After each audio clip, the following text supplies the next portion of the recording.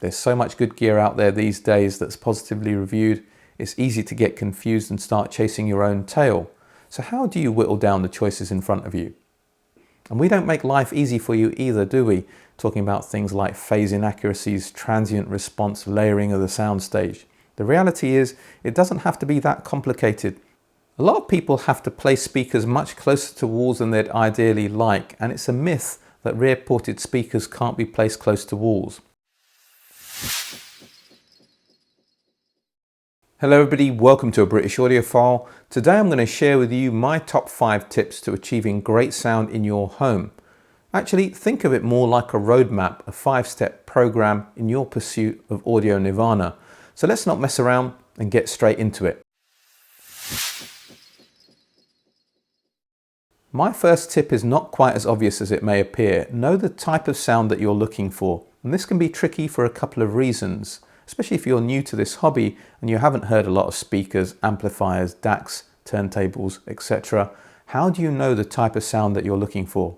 And that's why there's no substitute for direct experience, regardless of the setting, whether it's a hi-fi show, dealer demo, a friend's house. Yes, it's true. The best setting to listen to equipment, to critically evaluate it, is in your own home. But get your ears on as much type of gear as you possibly can. Once you've got an impression of the type of sound that you're looking for, it's time to start doing your own homework and narrow down the choices in front of you. A good place to start is reviews, but they should only be used as a guide. There's so much good gear out there these days that's positively reviewed. It's easy to get confused and start chasing your own tail. So how do you whittle down the choices in front of you? Understand that a reviewer, no matter how good they are, have their own set of priorities which may or may not match your own. As much as I take pride in my ability to put myself in other people's shoes when I'm reviewing a product, my enthusiasm or lack of enthusiasm for its sound character inevitably creeps through. And we don't make life easy for you either, do we? Talking about things like phase inaccuracies, transient response, layering of the soundstage.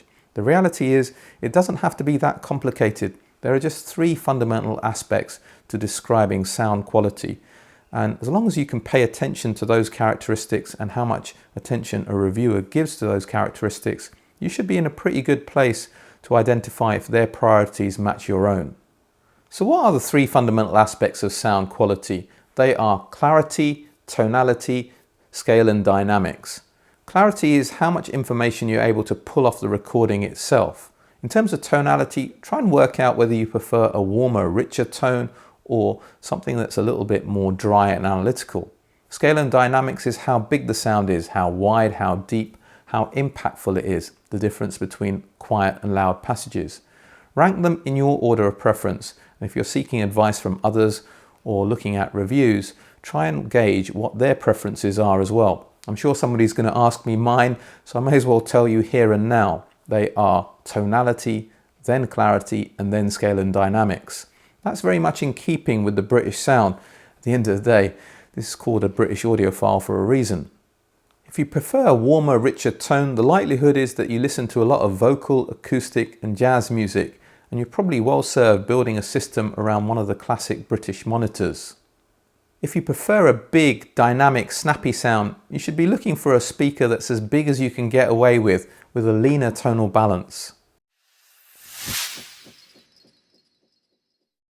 Choose the right speaker for the space that you're putting it in. It's amazing how often I come across people through my Patreon consultancy. Apologies for the shameless plug, but regardless, I come across people regularly who've given quite a lot of consideration to the speaker that they like, but very little consideration to the place that they're putting it in.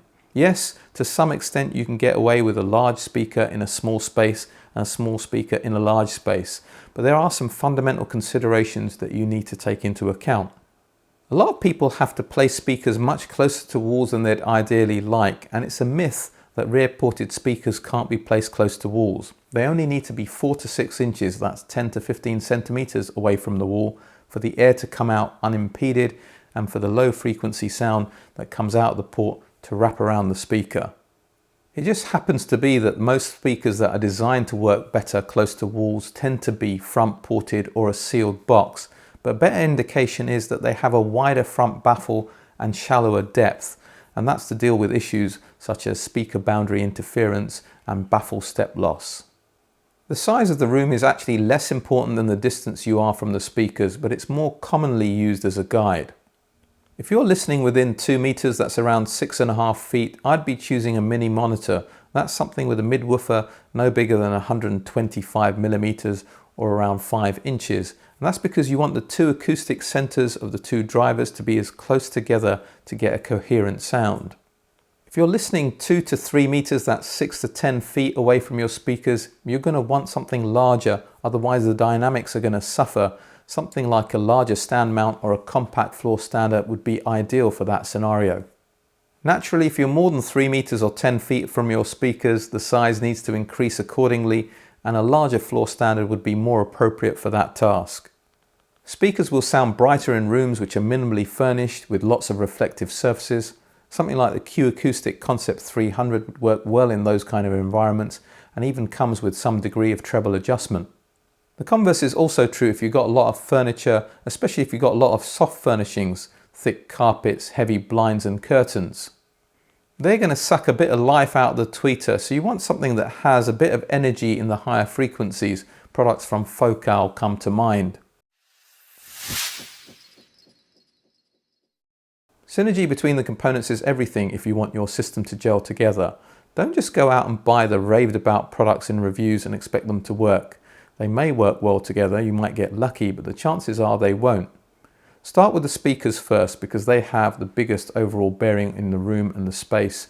And once you've settled on a pair of speakers that you really like, you need to choose an amplifier that's going to get the best out of those speakers. The likelihood is if you don't want to get into a cycle of continually demoing products, yet again, you're going to have to consider the opinion of others, including reviewers. As I mentioned earlier in this video, if you're doing so, just make sure that their priorities line up with your own. Ideally, I think you want to get into a position where you're demoing 3 products. For example, if you're demoing 3 amplifiers with your chosen speakers, make sure you are using the same set of speakers and make sure the rest of the components are price appropriate so there aren't any obvious bottlenecks in the system. This is where, especially if you're new to this hobby, you need to have a little bit of confidence in your own ability to choose. It's very easy to get influenced very heavily by reviewers and other people's opinions, including dealers in a demo. And as my colleague Andrew Robinson would say, at the end of the day, the only person who really has to like the sound of your system is you. For example, one of my 2 favourite amplifiers in the £1,000 to £2,000 category is the Wilsington R8 with upgraded PS Vane tubes. It has a wonderfully rich tone and muscular personality. My other favourite in the same price category would be the Exposure 2510 for its beautifully open mid-range and nuance, as well as other capabilities. My favourite speaker that retails for around £1,200 would be the Amphion Argon 1s. They have superb clarity, surprising dynamics for a small box, but a touch of leanness in the mid-range. Although fine, neither the Wilsington or the Exposure would be my first choice with the Amphion Argon 1s. That would be the Hagel H95 for its well-balanced delivery and a touch of warmth that synergizes with the Amphion superbly well. Price is not always an indicator of quality, but it does work as a reasonable guide. My advice is when it does come to time to upgrade, not to do it in bite sizes. I regularly come across people, for example, who've got a component at around £500 and are considering an upgrade at around £800. That rarely leads to musical satisfaction, especially if you're buying new and selling used. The likelihood is the £800 component is going to be better in some areas, but worse in others. Every single component that you introduce in your system changes the overall character of that system. There is a useful guide that I tend to follow that works quite well, and that is when you are upgrading, spend around 3 times what you currently spend to get an appreciable difference. There's that law of diminishing returns again. Buying used gear and flipping it is a great way of gaining experience with different components. You just have to be mindful of the dangers and pitfalls that come with second-hand gear. Your system is only as good as its weakest link, and your job is to identify what that is. You can only identify the weakest link by swapping out components, and once you have, that's the item that you need to upgrade first. To give you some idea of what I'd consider a balanced system, I'd pair something like the Blue Sound Node Streamer with amplifiers in the sub £1,000 category and speakers at a similar price. If my amplifier was around £2,000 and I had speakers at a similar price, I'd be looking to upgrade that streamer by adding an external DAC, something like the Denafrips Aries 2. Once your amplifier and speakers hit around £3,000 a piece or more, the limitations of the Bluesound streamer as a digital transport would become apparent. I'd be looking to upgrade to a dedicated streaming transport like the Auralic Aries G1 and a price appropriate DAC, something like the Holo Audio Spring 3. My last tip is probably the most important one to get right, and it's not going to cost you any money. You need to get the position of the speakers right in your room, and your position relative to the speakers. Both are critically vital if you want to achieve good sound. Ideally, you want to form an equilateral triangle with your speakers, which means that you're a similar distance from your speakers as they are from each other. You can sit a little bit further back, but not too much. Most people sit way too far away from their speakers, and what that means is that they're getting a lot more reflected sound from the room rather than direct sound from the speaker itself, and that's going to have a significant impact on degrading sound quality. Get your speakers away from the walls unless they're specifically designed to work close to walls. The minimum distance that I would keep is 90 centimeters or 3 feet, and that's measuring from the front of the speaker, not the back, because that's normally where the drivers are located, which are producing the sound waves. The reason you keep that distance is that it delays the sound waves by a minimum of 5 milliseconds. Anything less than that and your brain perceives the reflected sound as a time smearing of the original impulse, the original sound coming from the speaker. And that time smearing effect will affect the clarity, the sound staging and the imaging. Another thing that people often forget to do is to adjust their listening position. Low frequencies in your room are all about pressure. There'll be areas of high pressure and low pressure caused by standing waves and the long wavelengths associated with low frequencies. You want to make sure that you're not sitting in a resonant peak where the bass is booming. Similarly, you don't want to be sitting in a null where there's a bass suck out as well. There will be areas in your room where the pressure will be more even. That's where you want to place your listening location.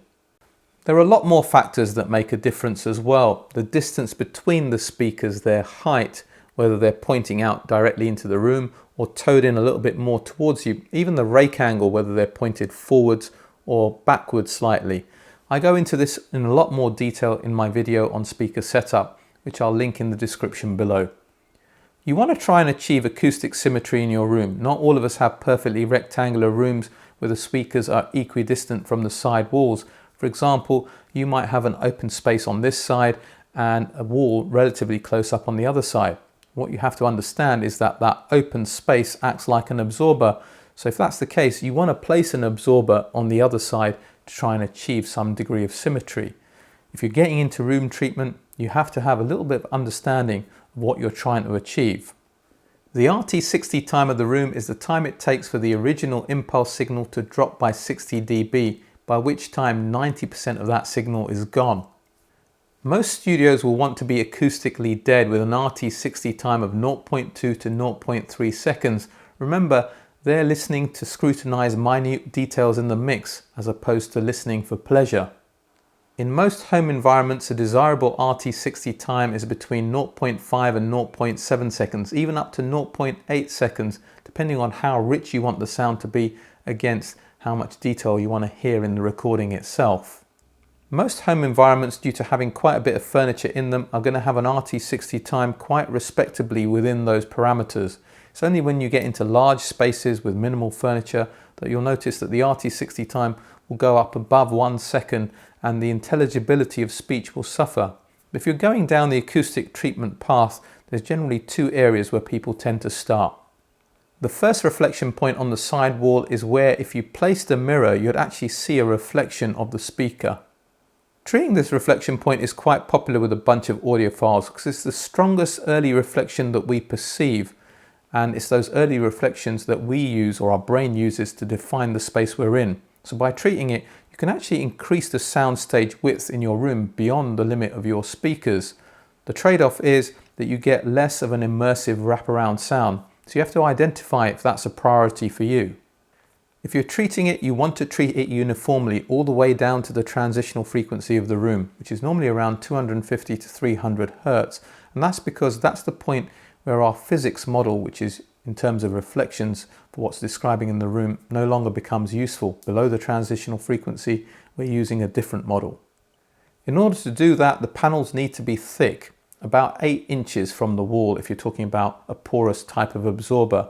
You can get away with a 6-inch panel with a 2-inch air gap because the physics allows that to work almost equally as effectively. Acoustic foam is not as dense, so they're going to have to be a lot thicker, and I advise probably not to use them. You could use diffusion, and depending on the type of diffuser that you're using, it'll need to be probably a minimum of around 12 inches or 30 centimeters deep.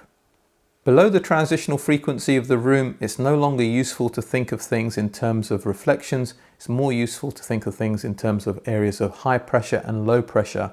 Almost all rooms will have problems in this area. So what can you do about it?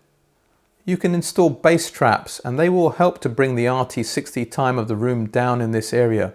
But in order to work, they'll need to be thick, and you'll need a lot of them. It won't help with the RT60 time, but if you want a more even low frequency response across your room, you can do active bass management. Adding subwoofers properly set up increases the number of bass sources in your room and helps to even out the response. If you get nothing else from this video and you only get this, do you know what? I'll be reasonably satisfied. By far the most important thing to get right in terms of good low frequency performance, good high frequency performance, and good sound in general is the position of your speakers in the room and your position relative to them. That's called positional EQ. In my opinion, that's about 70% of the way there to get great sound in itself. I talk about it in more detail in my video on speaker setup, which if you haven't seen or haven't seen for a while and want to refresh your memory, I'll link in the description below. My question for today is, what are your experiences of getting great sound or not so great sound? I'm sure we can learn from both as well as have some fun stories to share. I hope you got some utility out of this video, and if you like what I'm doing with this channel and want to see it grow and you haven't done already, please do all that social media stuff. Check me out on Patreon for consultancy services as well as the bonus content that I offer. But for today, for now, a British Audiophile signing off.